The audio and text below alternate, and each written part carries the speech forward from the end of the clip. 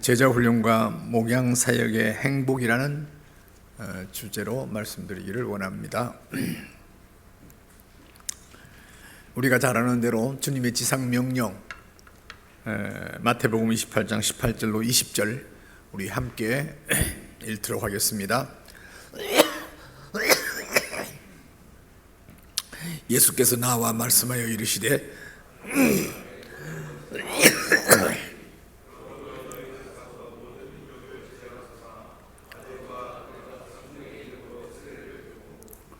너희에게 분부한 모든 것을 가르쳐 지키게 하라. 볼지어다 내가 세상 끝날까지 너희와 항상 함께 있으리라 하시니라.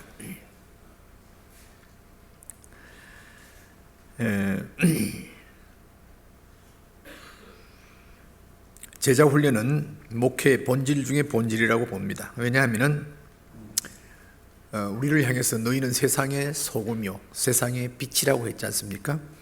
그렇기 때문에 소금 빛의 사명을 감당하기 위해서는 그냥 안 되지요. 준비돼야지요. 그래서 훈련이라는 게 필요한 것이고 교육이라는 게 필요한 것입니다. 그래서 가르치는 것으로 끝나는 게 아니라 가르치고 지키게 하라. 적용까지 반드시 가야 한다는 것이죠. 적용이 없는 가르침은 유산된 아기와 같다. 이렇게 말하는 사람도 있죠. 그렇죠. 아기를 가졌는데 유산이 됐다. 참 기가 막힐 일이죠. 그래서 한국 교회가 비난을 받는 것이 바로 적용이 없는 배움이었고 적용이 없는 가르침이었기 때문이라고 봅니다. 주님께서는 이런 부분에서 이 지상명령을 신약에서 많이 강조하고 있지요. 그런데 이스라엘 백성들의 지상명령은 생육하고 번성하고 땅에 충만하라예요. 그것을 이렇게 합치면은 완전한 하나님의 지상명령이 되는 거예요.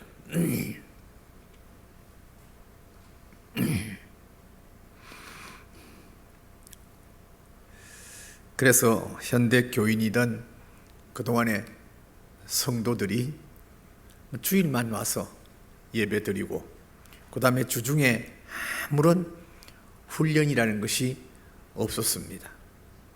그리고 할 일 없는 사람들이 교회에 와서 소위 노닥거리는 그와 같은 게 경우가 교회 생활이었습니다.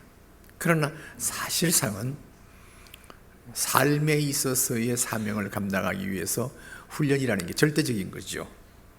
그래서 제자 훈련은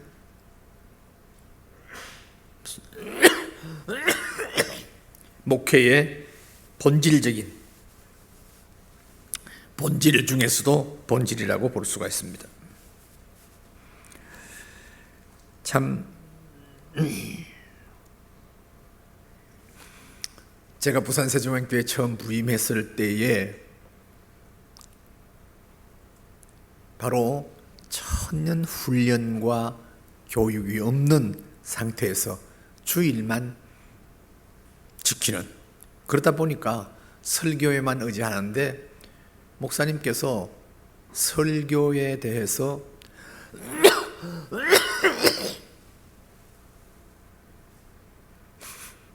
항상 같은 소리를 한다고 하면서 미리 그 주일 설교를 내달라고 하는 것이 장로님들의 요구였어요. 저는 그럴 수가 없다. 나는 반드시 원고를 준비해서 설교를 합니다마는 그러나 미리 그 설교를 내놓을 이유가 없다. 왜냐하니까 설교를 준비하고 원고를 준비하지만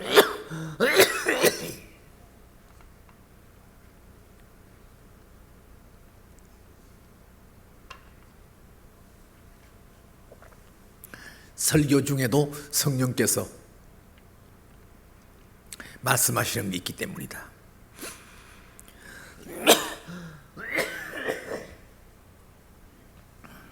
그래서 그러니까 주보를 만드는데 설교가 나올 수가 없잖아요. 빈 공간을 만들 수가 없어서 그래서 인사 말씀을 내놨어요.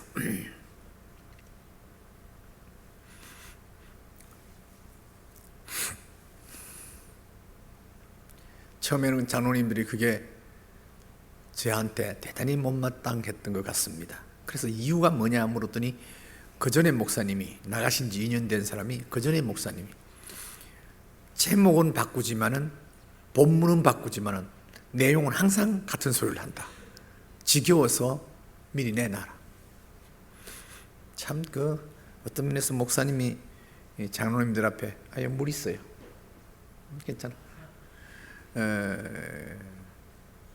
그렇게 말씀의 핵심, 그 말씀을 가지고 서는 목사님에 대해서 신뢰를 못하고 잃어버렸다.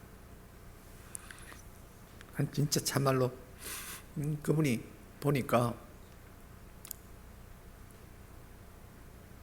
그 후에 한 번도 말씀을 먼저 내놔라 소리를 듣지 않고 제가 은퇴했습니다.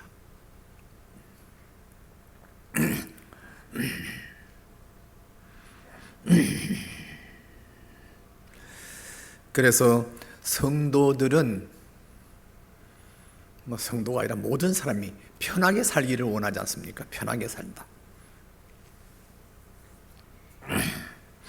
그런 그 상태가 노력을 하고 수고하고 하는 그와 같은 것이 없어서는 변화가 없지요. 말씀을 듣고 가르침 받고 지키는 것이 안 될 경우에 사람이 변화할 수가 없습니다. 그런 면에서 주님의 지상 명령은 소위 전투하는 삶을 산다는 것이죠. 세상과 전투해야 되고 죄악과 싸워야 되고 마귀와 또 싸우는, 그래서 훈련이 필요하다는 거 아니겠습니까? 그래서 모든 것을 교육자에게 떠맡기고 평신도들은 편하게 사는 것이 몸에 배어버렸어요. 그래서 새가족반 교육부터 시작해서 처음부터 제자 훈련을 할 수는 없었고, 어떻든 새가족이 등록했다 그러면 새가족반에서는 철저하게 그 기본기를 갖추게 하고, 그리고는 공동체 다락방이라는 곳에 들어가게 해서 그래서 관리를 하게 되는 그것이 신앙생활인데, 그것이 제자 훈련이 정착이 되니까 성도들이 비로소 변화받으면서 신앙생활의 기쁨과 행복을 갖게 되더라고요. 자, 베드로전서 2장 9절, 우리가 너무나 잘 아는 말씀입니다.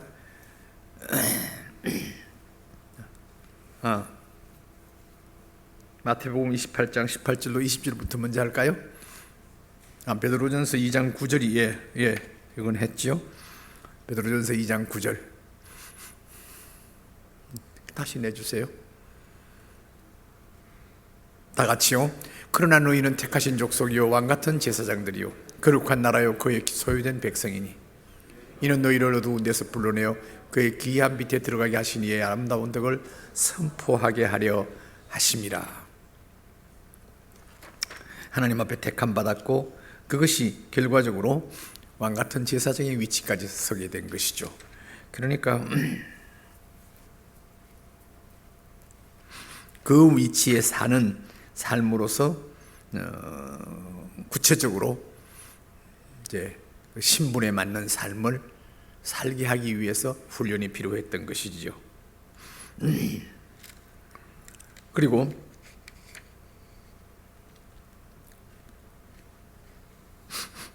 성도를 교회, 소위 성도를 교회라고 보는 거죠.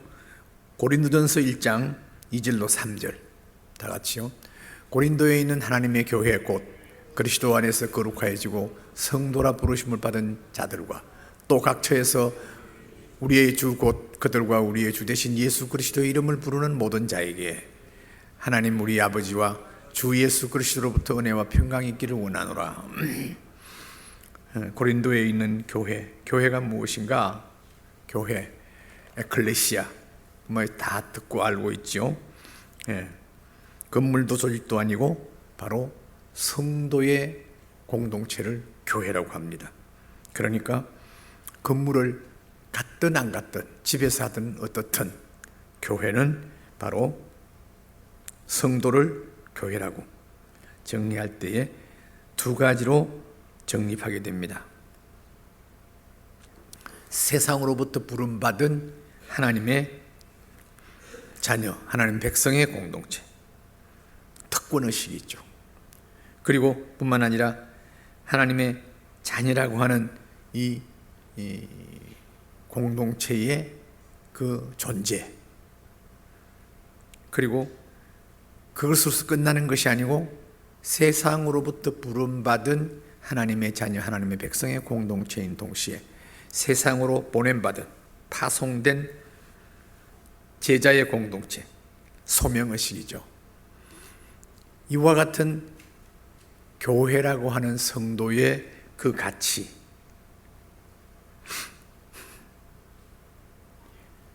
그와 같은 신분에 맞는 삶을 이제 준비하고 그렇게 살면서 나는 세상의 수많은 사람들로부터 하나님으로 제박 백성 자녀로 선택받아서 하나님의 자녀가 된 하나님의 백성. 동시에 우리는 그냥 그대로 사는 것이 아니라 동시에 세상에 파송된 그리스도의 공동체, 소명의식, 특권의식과 소명의식을 가지고 사는 삶이 우리 성도들이라는 것을 분명히 가르치면서 거기에 맞는 준비하고 교육받고 거기에 맞는 훈련받고 사는 것이 성도다 그 말이지요.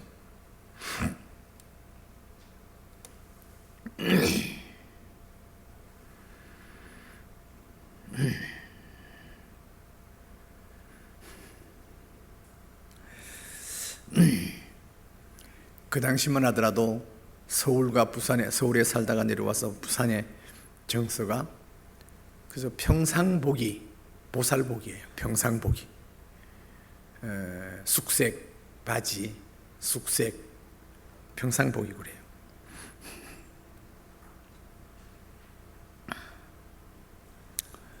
그래서 교회를 어떻게 하면은 깨워야 되느냐, 교인들을 어떻게 하면은 깨워야 되느냐, 이게 목회자로서의 과제였습니다. 그 당시는 이제 목양이라는 것은 전혀 말도 꺼낼 수 없을 정도로 목회자만이 목양한다. 장로가 목양한다는 것은 전혀, 제가 87년도에 왔을 때 전혀 제자 훈련하는 것도 이거는 대학생들이 하는 것이지 평신도들이 무슨 제자 훈련이냐. 제자 훈련이 교회에서 제대로 통용되지가 않았습니다. 그래서 이런 면에서 용어 자체가 전혀 달랐어요. 그러니까 교회 분위기라든지 교회의 모든 여건에서 그저 담임 목사 혼자서 원맨쇼 하는 그와 같은, 그러니까 설교의 모든 것을 목숨을 걸고 신앙생활, 설교하면 듣고 목숨을 걸고 신앙생활하는 거예요.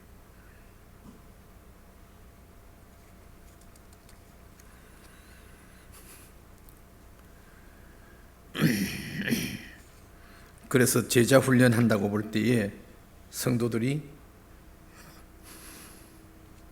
목사 자기 사람 만들기 위한 방법이 아닌가 오해도 하고, 그래서 한 6개월이 지났나요? 신방하면서 훈련받아야 된다, 훈련받아야 된다, 계속 신방하면은 복음을 제시하고 오늘 밤 세상을 떠나도 천국 갈 수 있느냐 하는 부분에 보면 권사님이건 집사님이건 모든 성도들이 목사님, 그게 문제예요. 그게 문제래요. 복음으로 정립되지 않았던 성도들. 그리고 전년 소위 훈련이라는 것은 없을 때 제자 훈련이라는 것이 이제 적용되기까지 한 6개월 후에 비로소 장로님이 제자 훈련하는 교회에서 목사님이 오셨는데 왜 제자 훈련을 안 하세요? 장로님이 당회에서 하라고 해야지 어떻게 제가 마음대로 합니까? 그럼 당회에 제가 내놓겠습니다. 내놓으세요. 그래서 그게 6개월이 지나서 제자 훈련 합시다 하는 것이 시작이 됐고요. 그때 장로님들부터 하기 시작했고 6명이 그때 장로님이 계셨어요. 6명이 새가족반부터 했습니다. 새가족반. 그러니까 모든 성도들이 새가족반 거쳤어요. 새가족반 거쳐가지고 복음을 다시 정립하고 그분들이 그 다음에 마치고 난 뒤에 그 다음에 제자훈련 교제를 하게 했는데 그때는 장로님이 제 반이었고 제 한 반 장로님 반이었고 그 다음에 지금 안수집 선들 가운데 한 반을 만들어서 제자반을 2개를 제가 했습니다. 그리고 장로님 부인들은 그 당시 여든사님을 교육자로 생각하지 않을 정도로 그렇게 했어요. 그러니까 장로님 부인들을 집사람이 제자훈련을 했어요.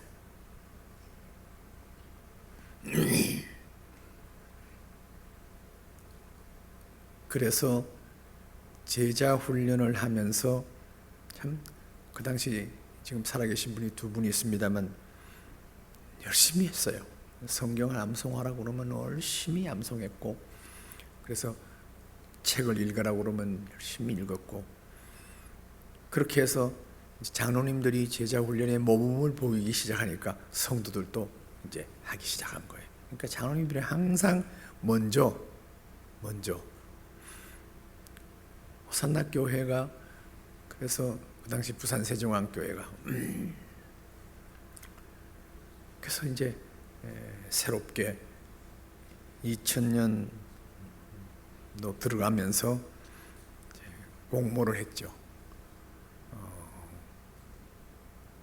교회 이름 바꾸자.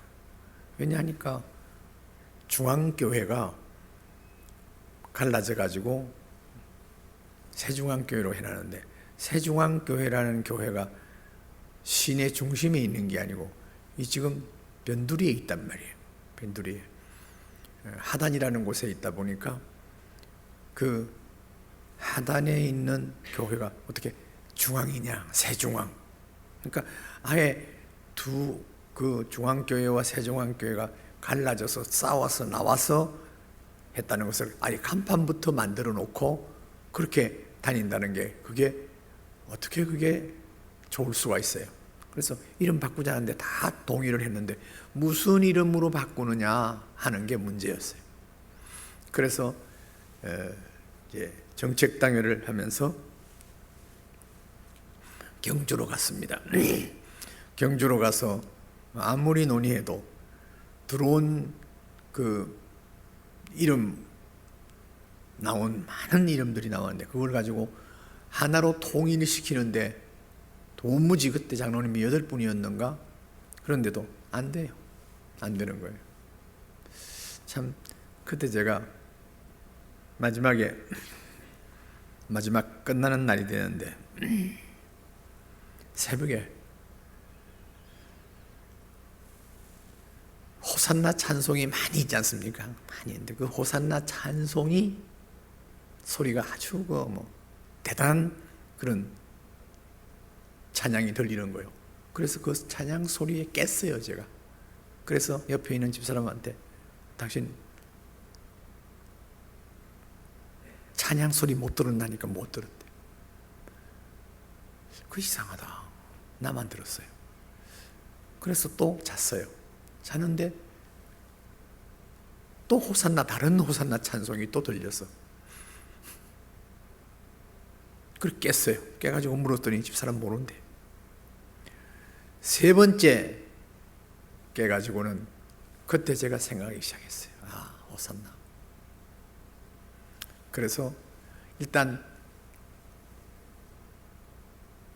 경주에서 부산 내려와서 이제 당회를 연속해서 하면서 제가 호산나라는 이름을 가지고 사전에서 찾는 대로 쭉 내용을 적어가지고 딱 돌렸어요. 장로님께 돌리면서 이거 어떠냐고, 이 이름이 어떠냐고. 그러니까 장로님들이 그 이름 모집하는데 안 들어왔던 이름이거든요. 그래서 제가 일절 뭐 새벽에 꿈꾸니 어쩌니 이런 소리 하지 않고 어떠냐고, 이름을 이렇게 성경적이면서 또 내용도 이렇게 이런 내용이다. 아, 좋네요. 그래서 거기서 만장일치로 결정을 일단 하고 호산나로 이름을 바꾸는 걸로 하고, 그래 제가 비로소 새벽에 꿈꾼 이야기를 했어요. 그리고 이것이 이제 이름이 됐어요. 그래서 2000년 또 들어가면서 이제 호산나라는 이름을 갖다가 하게 해가지고 저 구덕체육관에서 이름을 호산나로 바꾸고 그렇게 해서 이제 출발한 것이 우리 교회 이름이었습니다.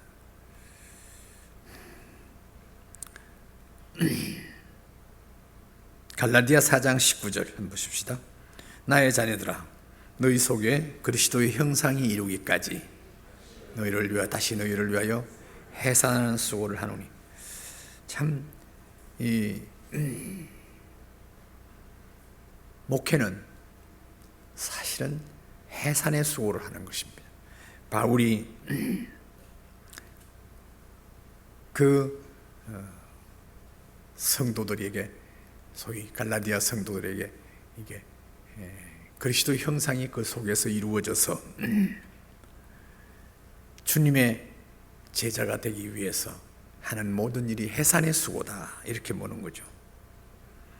그러니까 목회라는 것은, 사실은 목양이라고 하는 것은 해산의 수고하는 거예요. 목숨 걸고 제자원을 하는 것입니다. 제가 부임한 지 한 2년 되었을 때 43살에 부임했는데 45살에 와서 목사님 안색이 좋지 않습니다. 병원에 한번 가보세요. 그래서 병원에 가서 하니까 간경화라는 진단을 받았습니다.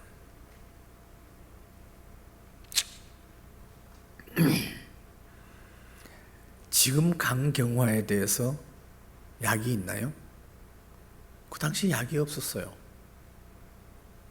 그래서 약이 없는 병에 오직 이 소금기를 치지 말고, 소금이 절대적으로 안 좋다고 해서 이제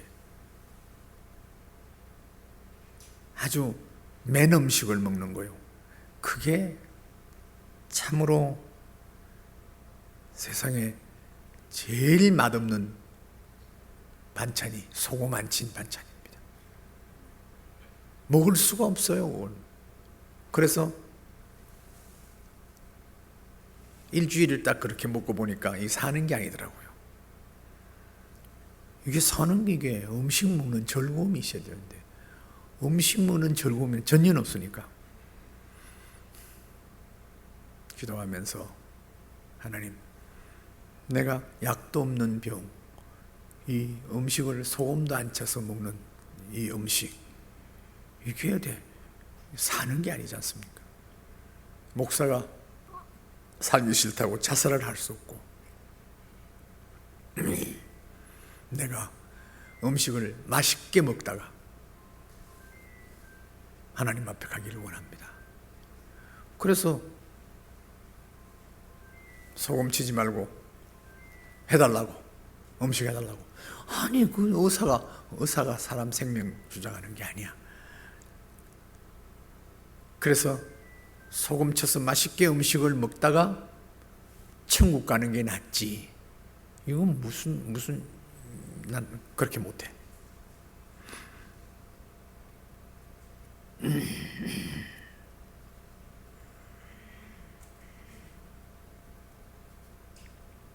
그래서 평소대로, 그때부터 평소대로 음식을 제가 좀 작게 먹는,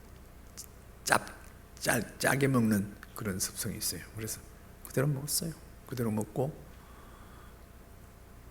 그때 의사들이 지금 목사님 병은 3년 내지 5년에 그 다음에 간암으로 돌아가는 겁니다. 이제 간암이면 끝장나는 거죠.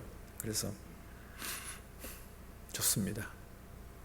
그리고는 소금 마음대로 먹고 마음대로 음식 해가지고 3년 내지 5년 아니라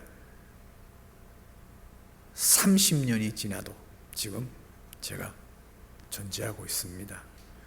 그래서 우리 성도들한테 제가 그렇게 가르쳤어요. 병나서 죽지 않는다. 사고 나도 죽지 않는다. 하나님 부르셔야 죽는다.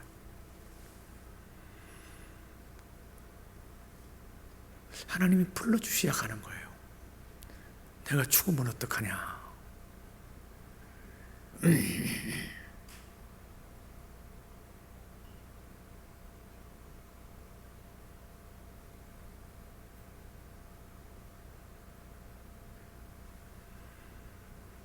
제자 훈련을 통해서 우리 교회가 변화받은 것이, 많은 성도들이 변화받는 거죠. 그 변화받는데 제일 먼저 예배의 변화가 일어났고요. 그 다음에 전도가 활성화됐어요. 제자 훈련 제대로 하는 사람들은 예배를 소중히 여길 수밖에 없어요. 하나님 만나는 장소라고 보니까. 그리고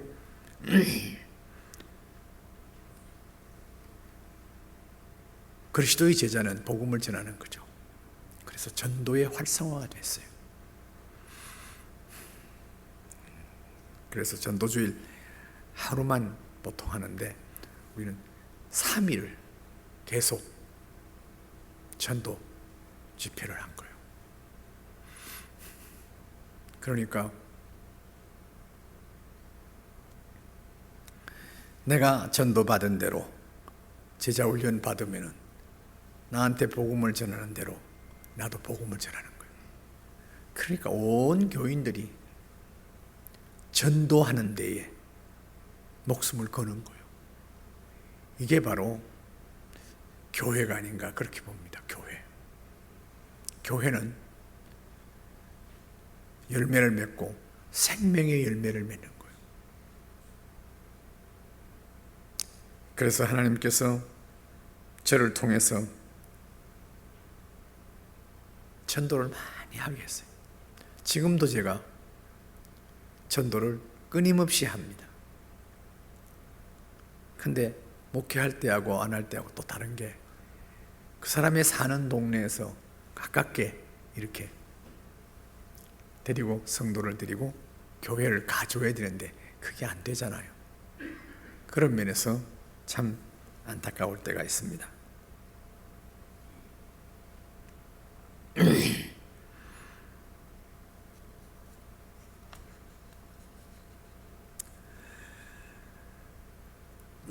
제자 훈련이 제대로 되면서 이제 목양장로가 세워지게 됐어요.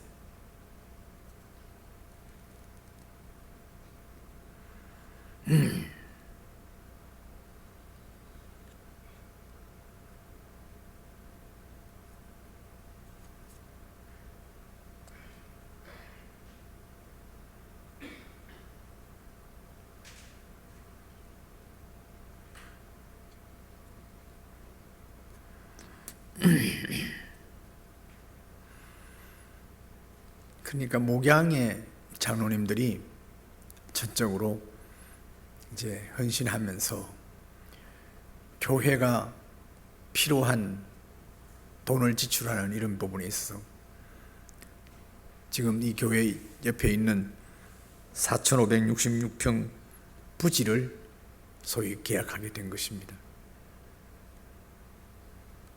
그때가 제가 여기 입당하고 난 후에 이제 저 땅을 사는데 은퇴를 곧 앞두고 저런 큰 일을 벌린다는 게 제가 제일 부담이 됐어요. 그런데 장로님들이 먼저 필요하다고, 저 땅은 꼭 필요하다고 그래가지고 처음에는 제가 제 개인이 용납이 안 돼서 지금 하단에서 땅 사가지고 교육관 지었죠. 또 거기에서 교육관 다 짓고 나니까 또 이 명지 부지 땅 사야지요. 그게 또 건축해야죠. 하여튼 저는 부임해서 끊임없이 교회 헌금하는데 우리 가정이 지쳤어요, 사실은요.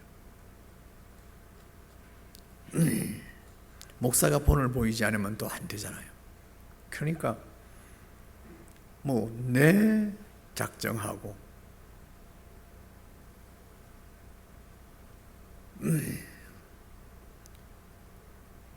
조금도 여유를 가지고 살 수 없는 정도로 계속, 그런 면에서 제가 지금 우리 집사람 말을 잘 듣습니다. 왜냐하면 고생을 너무 많이 했어요.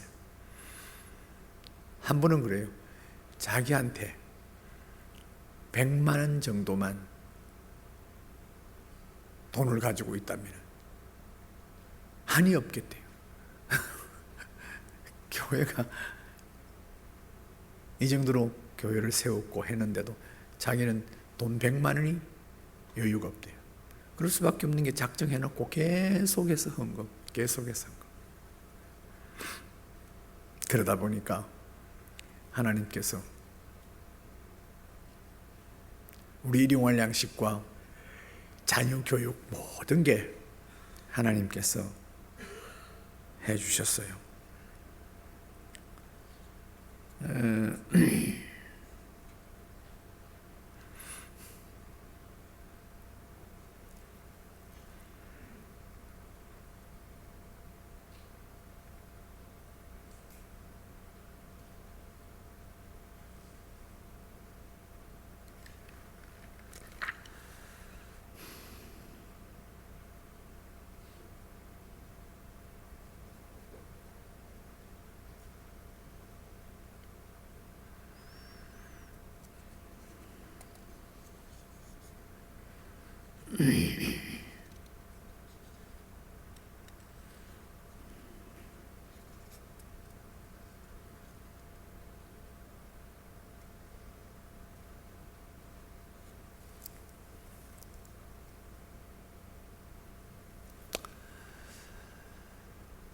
처음에 목양장로 하는데 장로님들이 다 100% 참석하지 않잖아요. 목양장로 하는데. 그래도 맡겼는데 기피하고 안 하는 경우가 있었죠. 그러나 그렇다고 해서 제가 책망하거나 그런 일이 없었어요. 단 하나 원리는 이야기했어요. 내가 목사와 장로라고 한다면 양을 돌보고 양을 위해서 목숨을 걸어야 되는데, 어떤 사람은 목숨을 거는 사람이 있고 어떤 사람은 그저 마음대로 내버려 두는 경우도 있다. 그건 하나님께서, 하나님의 양을 맡기는 거니까 하나님께서 책임질 일이다. 나는 그저 임명만 하고 맡기기만 하겠다. 근데 참 놀랍게도요, 그렇게 열심으로 양을 돌보고 열심으로 목양하는 장로님들에게 하나님께서 거지없이 축복했어. 그렇게 축복할 수가 없었어요.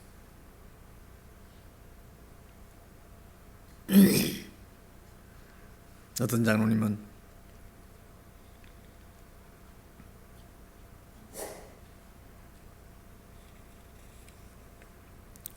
이렇게 이제 메일이 왔어요. 어느 날인가 한 성도님을 찾아간 일이 있습니다. 몇 주 동안 교회에 나오지 않던 성도라 많은 걱정이 되었습니다. 그런데 가서 만나보니 그 성도가 아주 이상한 성경적 논리에 빠져 있었습니다. 그래서 성경 공부를 시작했습니다. 그 성도와 성경 공부를 잘 마치고 지금은 그 성도도 교회에 잘 정착했지만, 만약 그때 제가 성경 공부를 제대로 하지 않고 주먹구구식으로 그 성도를 설득을 했다면 어찌 되었을지 지금 생각해봐도 아찔합니다. 그래서 저는 목양장로가 된 이후로 더욱더 성경 공부에 힘쓰고 있습니다. 언제 이렇게 성도들이 물어올지 모르거든요.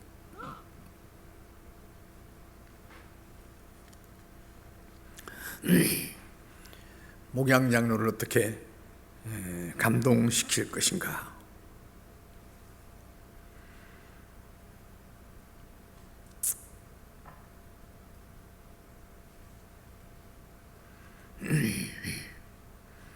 참 감사한 것은 서로 간에 장로님들이 정보를 나누면서 그렇게 해서 열매를 맺고 하는 것이 간증이 되고 그것을 전도가 돼요. 그래서 그 장로님을 본받아서 이렇게 하고 이렇게 하고, 그러니까 장로 전체가 다 목양의 베테랑이 되는 거예요.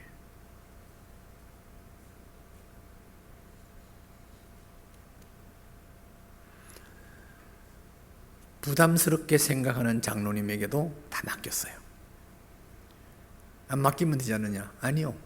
맡기는 것은 제 사역이고 그가 겨루고 또 전년 성도에 무관심하게 하는 것은 그가 하나님 앞에서 책임진 일이다 하고는 격려하고, 다른 목양 잘 하시는 장로님과 서로 만나게 하고, 그렇게 해서 또 전도가 되고 그 사람도 미지근한 목양 생활을 하다가 아주 뜨거운 목양 삶으로 전환되는 그런 것을 보게 됐습니다.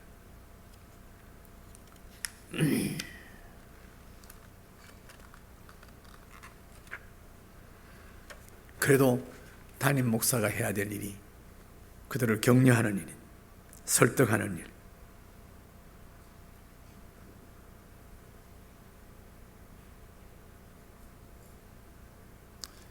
그 목양하면서 그 성도들에게 정이 들고 참 애착이 가고, 그렇게 해서 그를 위해서 기도하고 그들을 위해서 빠지는 장로님들은, 어제도 말씀했습니다마는 행정하는 당회가 걸림돌이 되는 거예요. 나는 목양만 하겠다. 목양을 할 때는 한 200가정 맡기고, 목양 안 하는 신무장로들에게는, 당회원들에게는 100가정 맡기는데 그 200가정을 맡는 거예요.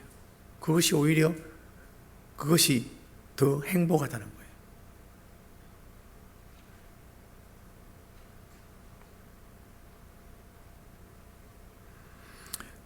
금미호 스토리라는 것을 어느 정도 아마 들었을 것입니다. 2011년 1월 23일 등록한 청년에 대한 목양 메일을 받았습니다. 내용을 보내 금미호 선장의 딸이었습니다. 당시 금미호는 소말리아 해적에게 피납된 지 110일이 되었는데 정부에서는 손을 쓰지 못하고 있었습니다. 이에 담당 교육자와 목양 장로에게 연락하여 상황을 살피도록 하고, 그 주일날 산부 예배 시간에 금미호 석방을 위해 온 성도가 간절히 기도했습니다. 믿음으로 선포하고 기도했는데 기적이 일어났습니다. 3일 소말리아 해적이 아무 조건 없이 금미호를 풀어주기로 한 것입니다. 이런 경우는 전무한 일인데 수요 찬양 예배에 온 성도에게 이 사실을 알리고 함께 기뻐했습니다. 처음에는 등록을 거부하던 금미호 선장의 부인도 기도의 기적을 보고 등록하여 새가족반을 받고 7개월이 지난 9월 세례를 받고 신앙생활을 잘하고 있습니다. 그런데 지난 여름 목양 장로님으로부터 메일을 받았습니다. 목사님, 오늘 좋은 소식이 있어서 함께 나누고 싶은 메일을 올립니다. 금미호 선장 가족이 우리 교회 등록한 지 6개월쯤 된 것 같은데 부인 이정래 씨와 큰딸 수진이, 작은딸 민지 모두 신앙생활 착실히 잘하고 있는데, 작은딸 민지가 몇 번의 취업 시험 관계로 상심해 하고 있어 제가 온 가족을 광복동으로 데리고 나가 피자집에서 음식도 나누고 제 간정도 하면서 위로를 해주었는데 지금은 완전히 회복되어 열심히 잘 적용하고 있습니다. 이 금미호 선장 부인은요, 불교에 깊이 빠진 보살이었어요. 근데 일단 교회 산부 예배 참석시켜서 합심해서 기도하는 것을 보고는 상당히 마음이 열려가지고 가면서 목사님 감사합니다 하고 전화를 한 번 한 일이 있어요. 그런데 수요일 날 석방이 된 거예요. 왜냐하니까 정부에서 절대로 그 선장을 위해서 또 석방을 위해서 무슨 나라에서 압력을 넣는다든지 뭐 이런 걸 하지 않고 내버려 둔 거예요. 그랬더니 아무리 붙잡고 있어도 밤만 축낸다, 나가라. 그 선장 붙잡고 있어도 아무런 도움이 안 된다 해가지고 석방하게 된 거예요. 그러니까 우리가 합심해서 기도했다고 하나님께서 응답했다고도 볼 수 있습니다만은 어떻든 때가 잘 맞았어요.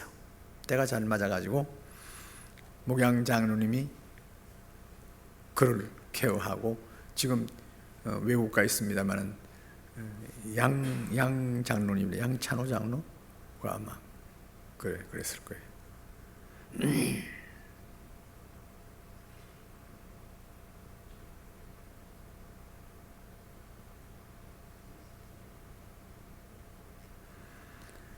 그래서 지금도 아마 이 양반이 아프리카에 있는지 모르겠어요.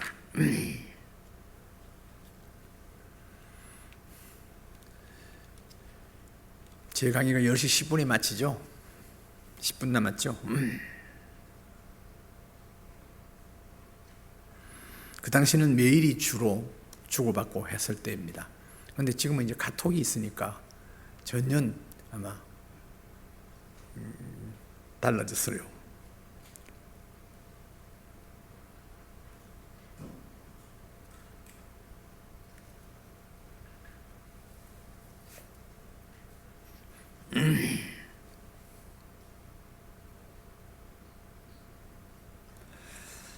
하여튼 목양 사역을 열심히 하게 되면 참 하나님께서 주는 위로와 격려가 대단해요.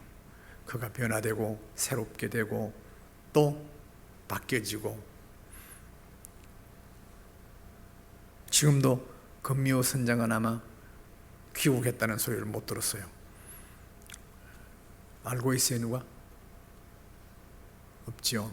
그 부인은 아마 신앙생활 잘할 거예요. 그 이정미 씨라고 부목사님들 알아요? 금묘 신장 부인.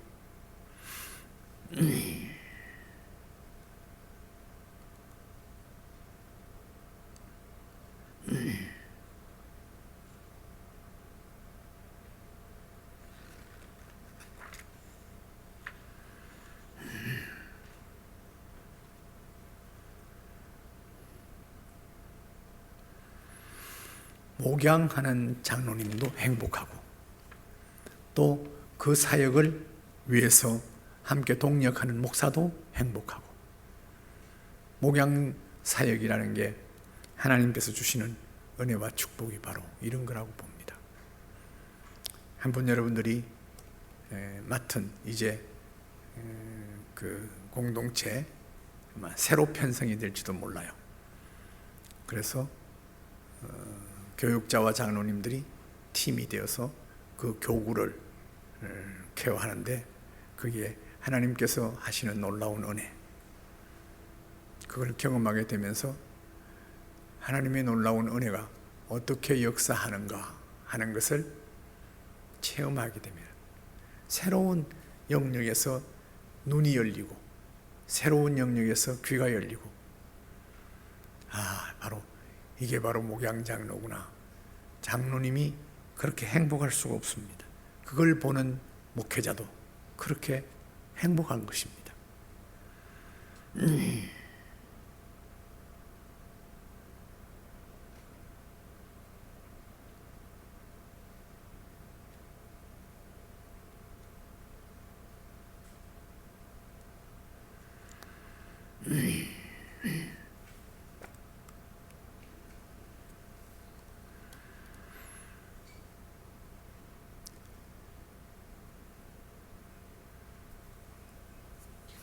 목양 사역을 제대로 꿈꾸고 계획하고 있는 부목사님, 그 부목사님이 목회를 개척하든지 부임하든지 장로를 두려워하지 않습니다.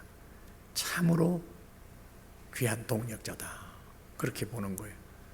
나는 세상에 경험이 없이 신앙만 해서 목사가 됐지만은 세상에 경험을 하신 저 장로님, 그래서 지금 성도를 목양하고 있다고 하는 것 때문에 서로 아름다운 동력자로서 두려움이 없다는 거예요. 그런 간증을 많이 듣습니다.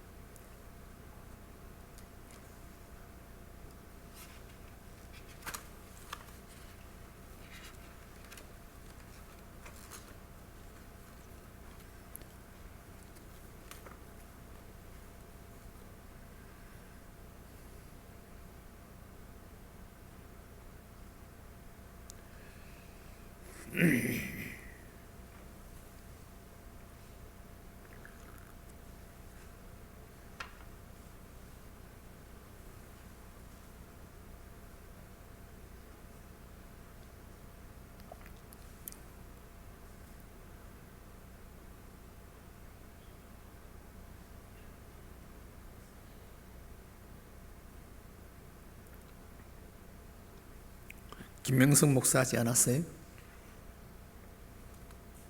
왔어요? 오고 있대요? 네.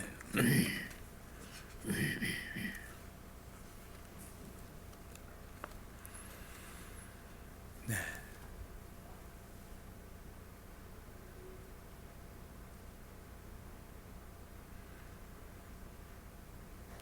우리 함께 기도 한번 합시다.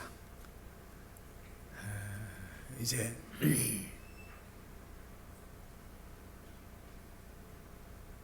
목양장로 이 컨퍼런스를 이제 오늘 마무리 짓는 점점 다가오고 있습니다. 하나님께서 이 사역에 기름을 부으시고 은혜를 주시고 우리 장로님들 모두에게 정말 주시는 그 목양 사역의 비전을 가지고 앞으로 남은 생에 하나님 앞에 인정받고 축복받고 또 하나님께서 신뢰하는 그와 같은 목양 장로와 목회자가 되기를 원합니다 하는 것으로 우리 합심해서 한번 기도하십시다. 하나님 아버지 감사합니다. 하나님께서 39차 목양 사역 어제와 오늘 이렇게 하고 있습니다. 이제 마지막 날입니다. 하나님께서 이 목양 사역에 특별한 은총을 내려주시어서 성도 한 사람 한 사람의 목자로서 선한 목자의 자리에 설 수 있도록 하나님께서 은혜를 주시며 그로 말미암아 하나님께서 나와 함께 하시고 나와 동행하시는 그와 같은 귀한 체험들을 하게 해주시고 그래서 성도들을 잘 돋보살피고 목양하는 신실한 목자로 선한 목자로 하나님께서 기뻐하시는 목자로 남은 생에 쓰임받게 해 주옵소서. 감사드리오며 예수님 이름으로 기도하옵나이다. 아멘. 네. 이제 왔구나 우리 김명성 목사. 한 5분 일찍 마쳤습니다. 네, 7강 마쳤고요.